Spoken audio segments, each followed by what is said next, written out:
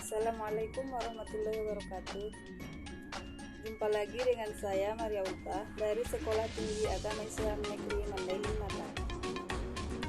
Pada video pembelajaran sebelumnya saya sudah membahas tentang sumber hukum Islam. Nah, pada video pembelajaran kali ini saya akan membahas tentang semangat menuntut ilmu dan menyampaikannya kepada sesama. Sebelumnya kita harus tahu apa itu ilmu.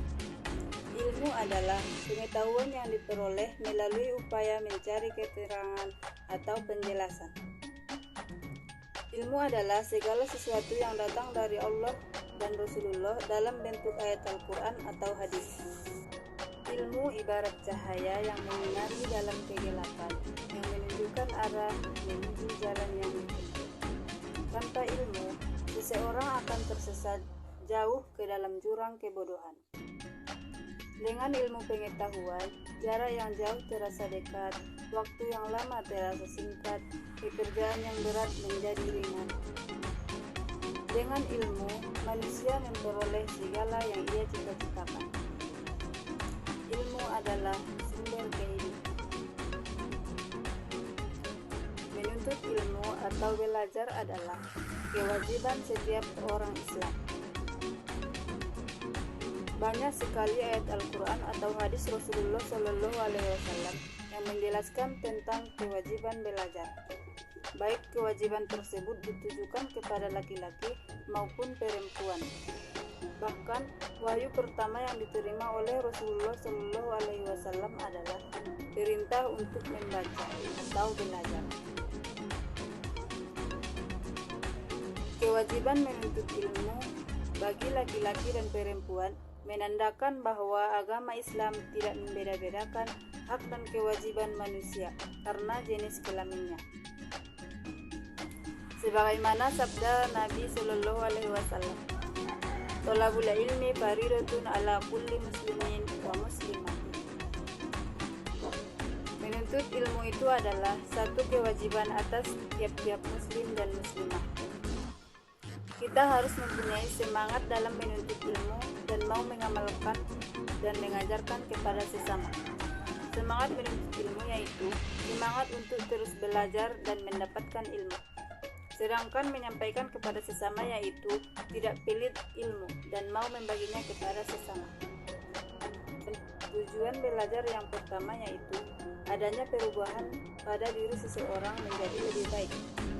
Dan yang kedua yaitu siswa memiliki semangat dalam mencari ilmu, baik dia ilmu dunia maupun ilmu akhirat.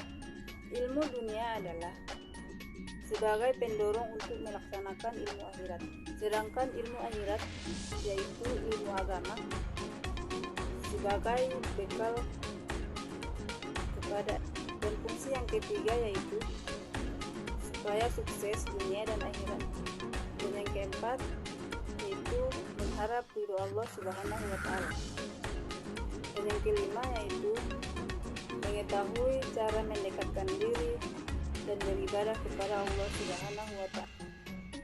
Ilmu pengetahuan memberikan manfaat bagi manusia dalam kehidupan sehari-hari, baik dalam teknologi, komunikasi, dan lain sebagainya. Artinya, ilmu pengetahuan dapat membantu manusia mencukupi kebutuhan dan mendapat kehidupan layak. Ilmu juga mampu menghapus kebodohan dalam diri manusia, memperkenalkan diri pada Tuhan, membaguskan akhlak, memperoleh ketentraman, melanggengkan Islam, serta mencari keridhaan Allah Subhanahu wa Ta'ala. Kita lanjut, kewajiban orang yang sudah memiliki ilmu. Dalam kitab Thalibul Ilmi Baina Amanatit Tahammul wa Mas'uliyatil Ada disebutkan ada dua tanggung jawab. Yang pertama yaitu dia wajib mengamalkannya dalam kehidupan sehari-hari, dan yang kedua yaitu dia wajib menyampaikannya kepada orang lain. Istilah ilmu mencakup seluruh pengetahuan yang diketahui manusia, baik yang bermanfaat maupun yang tidak bermanfaat. Untuk ilmu yang tidak bermanfaat, haram dan berdosa bagi orang yang mempelajarinya. Adapun ilmu yang bermanfaat, maka wajib dituntut dan dipelajari. Hukum menuntut ilmu wajib terbagi atas dua bagian. Yang pertama yaitu fardu kifayah. Hukum menuntut ilmu fardu kifayah berlaku untuk ilmu-ilmu yang harus ada di kalangan umat Islam, sebagaimana juga dimiliki dan dikuasai oleh orang-orang kafir, seperti ilmu kedokteran, ilmu perindustrian, ilmu falak, ilmu eksakta, dan ilmu-ilmu lainnya. Dan yang kedua yaitu fardu ain. Hukum mencari ilmu menjadi fardu ain jika ilmu itu tidak boleh ditinggalkan oleh setiap muslim dan muslimah dalam segala situasi dan kondisi, seperti misalkan ilmu mengenal Allah dengan segala sifat-sifatnya, ilmu tentang tata cara beribadah, dan lain-lain. Orang yang menuntut ilmu dan mengajarkannya diberikan keutamaan oleh Allah Subhanahu wa Ta'ala dan Rasul-Nya dengan derajat yang tinggi. Beberapa keutamaan tersebut dijelaskan sebagai berikut. Yang pertama, orang yang menuntut ilmu akan diberikan derajat yang tinggi di sisi Allah. Dan yang kedua, merupakan sedekah yang paling utama. Dan yang ketiga, diberikan pahala seperti pahala orang yang sedang berjihad di jalan Allah. Dan yang keempat, diberikan pahala yang besar di hari kiamat. Dan yang kelima,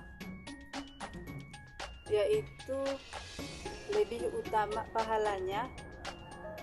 Dan yang kelima, pahalanya yaitu lebih utama dari seorang ahli ibadah. Dan yang keenam yaitu pahalanya lebih utama dari sholat 1000 rakaat. Sedangkan yang ketujuh, orang yang menuntut ilmu dinaungi oleh malaikat pembawa rahmat dan dimudahkan menuju surga. Berikut adalah perilaku yang mencerminkan seorang muslim dalam menuntut ilmu. Yang pertama,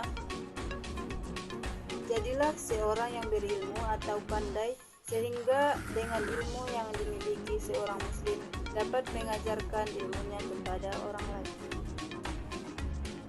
Dan yang kedua, jika tidak dapat menjadi orang yang pandai yang mengajarkan ilmunya kepada umat manusia, jadilah sebagai orang yang mau belajar dari lingkungan sekitar. Dan yang ketiga, jika tidak dapat menjadi orang yang belajar, jadilah sebagai orang yang mendengarkan ilmu pengetahuan. Dan yang keempat, jika menjadi pendengar juga masih tidak dapat dilakukan, maka jadilah sebagai orang yang menyukai ilmu pengetahuan, di antaranya dengan cara membantu dan memuliakan orang yang berilmu. Dan yang kelima, janganlah menjadi orang yang kelima, yaitu orang yang tidak berilmu dan tidak belajar, tidak mau mendengar dan tidak mau menyukai ilmu. Jika di antara kita memilih yang kelima, maka kita akan termasuk ke dalam golongan orang-orang yang celaka. Cukup sekian yang dapat saya sampaikan pada video pembelajaran kali ini. Kurang dan lebihnya saya mohon maaf. Wabillahi taufiq wal hidayah. Assalamualaikum warahmatullahi wabarakatuh.